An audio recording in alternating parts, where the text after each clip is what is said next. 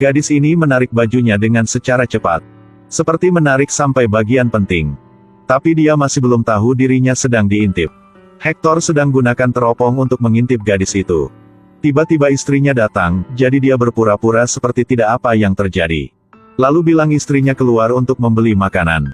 Tapi saat dia mengangkat teropong untuk lanjut mengintip, gadis yang cantik itu sudah menghilang dalam sekejap. Ini adalah kesempatan, biarkan dia membuat hal yang bagus. Karena jika wanita berada di hutan, akan sangat bahaya. Jadi dia memutuskan untuk pergi menyelamatkan orang. Dia baru masuk dalam hutan, adegan di depan matanya tidak membuatnya kecewa. Itu adalah seorang gadis tanpa pakaian dan berbaring di sebuah batu. Hector tidak yakin, jadi dia mengambil tongkat kering dan melemparkannya ke sana. Tapi gadis ini tidak bereaksi, mungkin dia membeku. Hector takut gadis ini masuk angin, jadi dia berlangkah ke depan. Meskipun dalam kepalanya saat ini sangat bingung. Tapi tiba-tiba sebuah gunting menikam pada lengannya. Hector bermasalah jadi kaget. Jadi dia berpikir dirinya sudah terkena dengan kecantikan, segera berbalik kepalanya dan berlari. Kemudian dia bersembunyi di belakang pohon besar, lalu mengeluarkan teropong untuk melihat. Lalu menyadari Mutan dengan penuh perban di wajahnya. Lebih dari itu, di tangannya masih memegang sebuah gunting. Mungkinkah ini adalah seorang cabul? Hais, untunglah dia tidak berjalan ke arah ini. Tapi ketika Hector bernafas lega, tiba-tiba Mutan itu berbalik kepala kembali.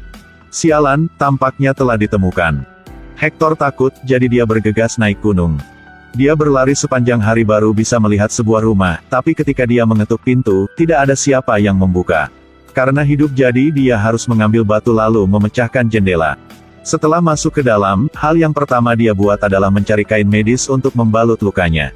Ketika perban selesai, dia mulai melihat sekeliling rumah untuk melihat apakah ada sesuatu yang bisa digunakan. Bagus sekali, dia sudah menemukan sebuah walkie-talkie. Dan dengan sukses hubungi dengan tuan rumah bernama Joven. Hector mengatakan dengan tuan rumah tentang keadaannya sekarang. Membuat Joven takut ada hal apa yang terjadi dan bilang akan datang untuk membantunya segera. Ketika Hector merasa dirinya akan diselamatkan, tiba-tiba Joven menyuruhnya berlari dengan cepat. Karena ketika Joven melihat melalui kamera, dia memperhatikan bahwa Mutan itu mengejar di sini. Hector, kamu dengan cepat berlari ke lab di gunung ya. Aku sedang berada di sini, tempat ini sangat aman ya. Setelah dengar, Hector dengan buru-buru berlari ke lab. Setelah ketemu dengan Joven, dia merasa dirinya sudah diselamatkan. Tapi baru berbalik kepala, dia menyadari Mutan itu sedang mengemudi ke sini. Joven mengatakan dengan Hector, kamu dengan cepat bersembunyi di kolam ini. Mutan itu terlihat seperti mumi. Jadi dia akan kurang tahu cara menggunakan mesin di lab ini ya. Kamu harus masuknya dulu ya, setelah aku memasang aku akan masuk ya. Meskipun, Hector masih sedikit khawatir bahwa tangki ini akan berefek samping. Tapi saat ini Mutan itu sudah ada di luar pintu. Jadi dia tidak punya cara lain dan harus memasuki tangki air itu. Setelah tangki air itu memulai, Hector sudah panggil Joven dengan cepat masuk. Tapi lawannya berpura-pura seperti tidak mendengar apapun. Kemudian tangki air itu terisi air sehingga Hector hampir tenggelam. Sampai saat bangun, Hector menemukan bahwa Mutan itu tidak berada di sana lagi. Ini bukan cara yang baik untuk tapi bersembunyi seperti ini. Bagaimana jika musuh terus bersembunyi di kegelapan untuk membalas dendam? Jadi Hector memutuskan untuk kembali rumah untuk memberitahu ke polisi. Tapi Joven saat ini sudah memanggilnya kembali. Dan bertanya kenapa dia bisa berlari keluar lab. Tak perlu dikatakan, penyebutan ini membuat Hector menjadi gila. Aku masih belum menemukan kamu untuk berhitung ya. Bukan bilang bersembunyi bersama tapi kamu biarkan aku sendiri dalamnya ya. Setelah mendengar Joven dengan wajah sangat kepanikan, aku sudah mengatakan apa? Hector saat ini tidak ingin berbicara dengannya lagi. Karena hal yang lebih penting sekarang adalah menemukan seorang Mutan itu sedang di mana. Dia mengangkat teropong untuk menemukan, hasilnya melihat di rumahnya. Tiba-tiba muncul seorang pria. Lebih dari itu, pria itu ialah diri Hector.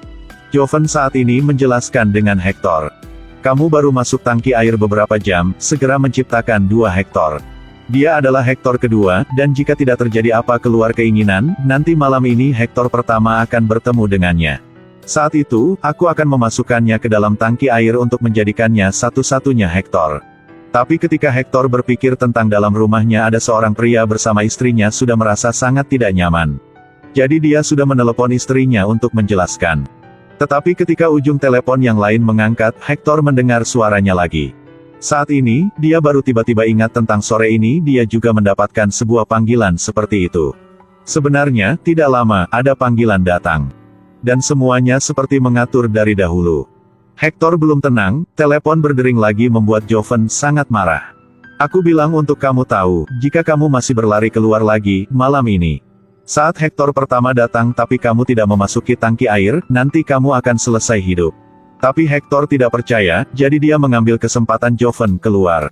Saya mencuri kunci mobil untuk lari pulang. Di perjalanan, dia melihat lagi seorang gadis di hutan sedang berjalan di jalan. Jadi hal ini membuatnya sangat panik. Apakah gadis itu sedang di hutan? Tapi sebelum aku bisa memikirkan apapun, sebuah mobil menabrak mobilku dari belakang. Mutan itu kemudian meraih gadis itu, lalu melepas kaos kakinya dan meletakkannya di hidungnya untuk menghidu. Tetapi kedatangan Hector mengganggu bisnisnya. Jadi dia harus bersembunyi di belakang pohon. Lalu mengambil waktu lawannya tidak perhatian, gunakan pisau menikam pada tangan Hector. Membuatnya karena takut dan melarikan diri. Tapi mutan ini tidak buru-buru. Tapi sebaliknya, dia dengan pelan-pelan pergi ke halaman kosong. Di tangannya memegang dengan keras gunting dan mulai mememukan Hector. Lebih dari itu, dia berlangkah 3 langkah segera berbalik kepala untuk melihat. Sepertinya sedang bermain permainan apapun. Ternyata, tujuan mutan ini adalah ingin Hector dengan cepat ke lab. Jadi, identitas keduanya pasti sudah ditebak oleh semua orang. Benar ya, tidak siapa lain, dia pasti adalah Hector kedua. Saat ini, Hector di lab kembali mengudara 3 jam yang lalu. Kemudian Joven mengatakan dengannya bahwa, jika dia tidak ingin mati, terpaksa membiarkan semuanya terjadi apa adanya. Jadi terpaksa Hector pertama pergi ke lab. Dia ingin dengan secara langsung menemukan Hector pertama tapi di jalan ditabrak mobil lain yang kepalanya berdarah. Jadi dia sudah menyobek bajunya untuk perban lukanya. Akibatnya, saat dia melihat ke cermin, dia menemukan bahwa dia adalah mutan. Bukankah aku baru saja mengatakannya, ketika Hector dikejar oleh mutan itu. Dia sudah bersembunyi ke tangki air dan kembali mengudara 3 jam yang lalu. Kemudian dia berubah menjadi Hector kedua, tapi sekarang dirinya adalah mutan itu. Hector belum cukup waktu untuk pikir sekarang dia harus melakukan apa, gadis itu tiba-tiba muncul. Dia datang untuk membantu korban kecelakaan, lebih dari itu, dia sedang bersiap untuk membawa Hector kedua ke rumah sakit. Tapi jika begitu, kisah ini akan menjadi semakin bermasalah. Saat ini, gadis ini sedang menggunakan gunting untuk menyesuaikan ikat kepala Hector. Membuatnya merasa sedikit akrab. Karena gunting itu bukan gunting yang menikamnya kan? Akhirnya, dia juga menemukan masalah. Hector segera memegang gunting untuk mengancam gadis itu. Kemudian menangkap gadis itu ke hutan dan melepaskan pakaiannya. Hector pertama sebenarnya akan terjebak karena dia ingin masuk hutan untuk menemukan orang. Tapi Hector kedua sudah bersembunyi di belakang batu untuk pengawas Hector pertama. Dia tidak hati-hati jadi dijatuhkan oleh gadis. Tapi tidak masalah jika kita tidak menangani gadis itu kali ini. Segera, Hector kedua buru-buru mengejar gadis dan memukul pingsan gadis itu. Selanjutnya adalah pembukaan kami. Hector pertama masuk dalam hutan dan ditikam. Kemudian dia berlari ke lab. Hector kedua selesai semua dan bernafas lega. Dan sekarang dia hanya menunggu sampai malam, semuanya akan tidak apa-apa. Tapi tiba-tiba dia mendengar teriakan dari hutan. Tapi gadis itu masih berbaring di situ, ini terlihat rumit. Hector kedua kembali untuk melihat tapi gadis tidak ada di sana lagi, hanya tinggalkan kalungnya. Jadi Hector kedua buru-buru mengejar gadis itu. Tapi setelah berlari sebentar, kembalilah ke rumahnya. Dia mendengar suara di lantai dan ingin naik ke atas untuk melihat keadaan. Tapi dia masih belum melihat siapapun, tetapi tiba-tiba sebuah meja memukul kepala dia dan dia pingsan. Saat ini, kepalanya dibalut perban seperti sedang berakting di film. Setelah bangun, Hector kedua berlari ke lantai atas tapi lawannya tidak berani untuk melihatnya. Mereka bersembunyi di loteng, lebih dari itu, mereka dikunci pintu, jadi hal ini semakin bermasalah. Di luar pintu, dia tidak bisa mendengar dengan jelas. Jadi dia langsung menghancurkan pintu untuk masuk kamar. Kemudian dia terpaksa lawannya untuk memanjat ke atap rumah, tapi lawannya dengan tidak hati-hati jatuh. Hector kedua membungkuk untuk melihat, baju merah, rambut pendek. Orang ini bukan gadis itu, ialah istrinya. Dia sangat menyesali, tapi tepat pada waktu itu. Telepon Hector pertama menelepon lagi untuk meminta bantuan Joven. Hector kedua berpikir sebentar dan berpikir bahwa hanya dia kembali waktu yang lalu, istrinya akan tidak mati. Jadi dia sudah mengemudi mobil ke lab di gunung. Lalu memanjat ke jendela untuk melihat. Tetapi hasilnya adalah menghadapi diri sendiri dan menakut-nakuti lawannya. Membuatnya dengan buru-buru masuki tangki air. Masih pikir bahwa Hector ke garis bawah 2 yang bisa lepas dari siklus ruang dan waktu.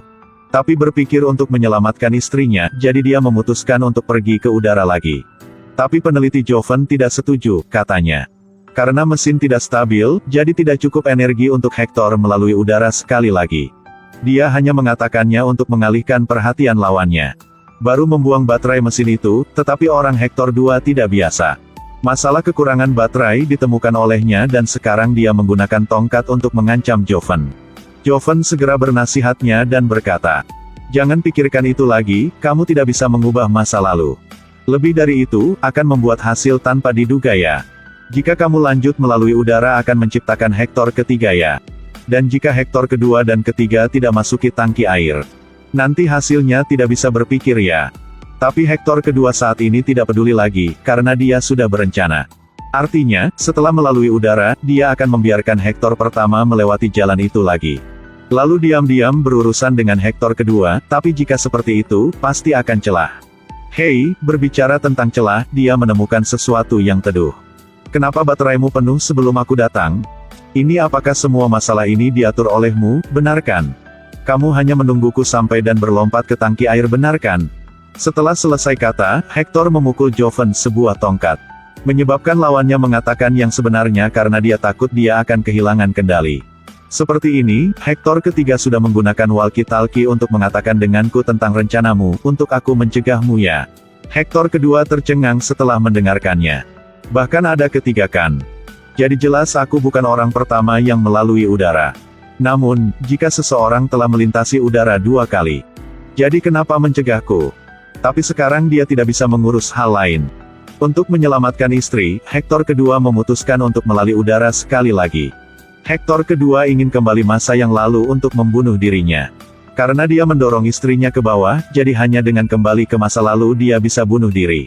Saat ini, meskipun Joven telah menyiapkan baterai yang cukup tetapi tidak ingin membiarkannya melalui udara. Namun Hector kedua sangat tegas jadi Joven harus bilang dengannya. Aku tahu kamu ingin berubah masa yang lalu, tapi Hector ketiga sudah mencoba dan tidak sukses. Jadi dia sudah menggunakan walkie-talkie untuk bilangku berkata denganmu jangan coba lagi. Setelah mendengarkan Hector kedua, dia menemukan hal yang teduh. Karena kepada walkie-talkie seperti ini, jika dia membuang walkie-talkie dan melalui udara, kemudian tidak hubungi dengan Joven, jadi begitu dia bisa berubah masa yang lalu. Lebih dari itu, jika dia tidak bisa melalui udara, bagaimana Joven akan menghadapi 2 Hector lainnya? Joven yakin, jadi dia akhirnya setuju untuk menempatkan Hector 2 di mesin transversal. Mari kita melakukan sedikit matematika. Sekarang Hector sudah melewati udara 2 kali, jadi di ruang yang sama akan muncul 3 Hector. Nomor 1 melihat pemandangan dengan teropong, nomor 2 dikejar mutan dan bersembunyi di tangki air. Sedangkan nomor 3 tahu naskah semuanya. Sekarang nomor 3 ingin berubah masa yang lalu, nanti rencana yang detail akan seperti ini. Ketika nomor 2 di perjalanan kembali rumah, akan membuatnya mati. Kemudian membawanya ke lab. Dengan begitu, ruang tidak akan terganggu, tetapi sebaliknya, istri akan terselamatkan. Dan hal pertama yang dilakukan nomor 3 setelah keluar dari tangki air adalah meyakinkan Joven. Jika kamu tidak ingin semua orang tahu tentang mesin kamu, harus bikin seperti kataku. Sebentar lagi, ketika nomor 1 dan 2 muncul. Kemudian bawa mereka ke kamar di bawah gunung dan temukan alasan untuk menahan mereka di sana. Setelah mengatakan itu, dia bersembunyi di samping. Sedangkan Joven saat ini belum cukup waktu untuk bereaksi adalah hal apa yang terjadi. Dalam mesin itu benar-benar muncul Hector lagi. Dia takut semuanya akan terungkap, jadi dia hanya bisa mengikuti perintah Hector. Sedangkan Hector ketiga mungkin sekarang sedang mengemudi mobil datang. Dia tahu perjalanan nomor 2, jadi dia berhenti di pinggir jalan untuk menunggunya. Kemudian, ketika nomor 2 menghentikan mobil, dia menginjak gas, menyebabkan mobil menabrak pohon. Tapi tidak terduga bahwa dia belum mati. Hanya Hector nomor 2 sekarang sudah berubah menjadi mutan. Dan sebaliknya, Hector nomor 3 sudah terluka serius. Dia dengan susah bangun dan kemudian melihat walkie-talkie di sebelahnya. Sampai saat ini, dia sudah tahu walkie-talkie berasal dari mana. Jadi Hector akhirnya sudah paham semuanya. Ini adalah pengaturan hidup, bahkan kembali ke masa lalu tidak dapat menyelamatkan istrinya. Jadi Hector sudah berhubungi dengan Joven dan berkata bahwa, aku gagal ya. Tapi baru selesai kata, gadis itu sekarang sudah bangun. Gadis itu sangat khawatir karena dia takut mutan itu akan menyusul. Tapi Hector sangat tenang dan bilang gadis harus bersembunyi di sini. Belum selesai kata, dia sudah pingsan. Jadi, gadis ini membawa Hector ketiga ke rumah terdekat untuk beristirahat. Yang kebetulan adalah rumah Hector. Tapi saat ini nomor 2 juga adalah mutan bersiap untuk kembali rumah. Lebih dari itu, nomor 3 setelah kembali rumah, dia menyadari istrinya masih hidup, hanya tidak memakai baju merah. Dia sudah paham, orang yang jatuh mati itu bukan istrinya. Tapi nomor 2 sedang berada di luar, jika orang yang harus mati hanya gadis itu.